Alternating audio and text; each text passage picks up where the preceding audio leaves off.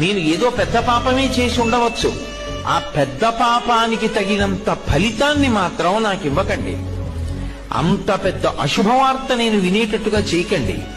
దానివల్ల నేను తల్లడిల్లిపోయేటట్టుగా నన్ను మార్చకండి. జీవితాంతం ఏడవలసినంత పెద్ద పెద్ద శిక్షలు నాకు వెయ్యకండి. మరి నీ పాపం ఎలా పోతుంది? నన్ను అనుగ్రహించండి. నేను తప్పు చేశాను. ఎందుకు చేశాను? మీరున్నారని తెలియక చేశాను ఒకప్పుడు ఆ పాపం.